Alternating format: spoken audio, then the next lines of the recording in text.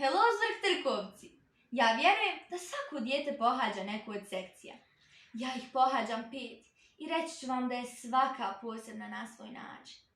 Sekcija koju nekako povezujem za FEDU festival jeste literarno-recitatorska sekcija. Nešto više o ovoj sekciji reći će nam nastavnica bosanskog jezika koja ujedno predaje ovu sekciju, Dženana Herco-Muhić. Ona radi u osnovnim školama Zajko Delić i Mirsad Prnjavorac. Dobar dan nastavnici i dobrodošli u naš podcast. Dobar dan, draga Ilhana, bolje te našli. Hvala.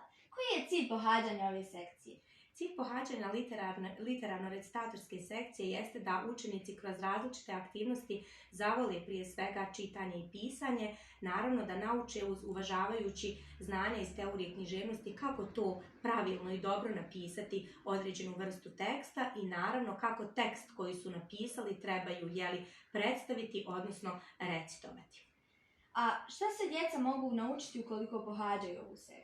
Evo, kao što sam i malo prije rekla, prije svega tu su nam ključna znanja iz teorije književnosti, dakle osnovni postulati koji se tiču pisanja proznog, poetskog ili dramskog teksta. Uvažavajući sva ta teoretska znanja, onda đaci koji pohađaju sekciju pokušavaju pisati neke od svojih radova, koje naravno onda čitamo, opet uvažavajući pravila lijepog govora i lijepog pisanja.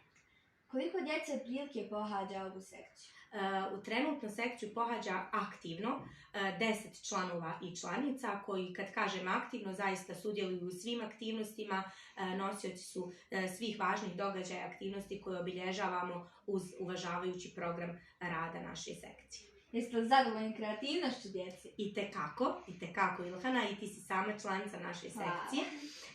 I mnogo nam, ne samo ti, nego i svi tvoji prijatelji i prijateljice koji pohađaju našu sekciju, pomažu upravo tim svojim idejama koje su zaista, moram priznati, uvijek zanimljive, uvijek nove, neočekivane možda, tako da vaša kreativnost dolazi do izražaja upravo zbog toga sekcije postoje, pa tako i ova literarno-recitatorska sekcija, kako biste vi mogli pokazati svoj puni potencijal koji zaista u vama postoji. Hvala, iskreno divno.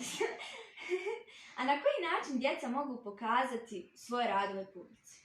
Pa svoje radove publici, kao što i sama znaš, možemo pokazati kroz različite vrste literarnih konkursa koje imamo kako u našoj školi, kako u našem gradu, općini, pa tako i na nivou kantona. Evo, nedavno smo poslali radove učenika i učenica 8. i 7. razreda, nekako ovi niži razredi pokazuju svoje radove upravo na ovim našim školskim priredbama. Trenutno se pripremamo za dan škole gdje ste vi pisali recitacije koje ćete predstaviti publici. Dakle, to su uglavnom literarni konkursi na koje se uvijek rado odazivamo. Nastavnice Dženana, hvala vam na gostovanju.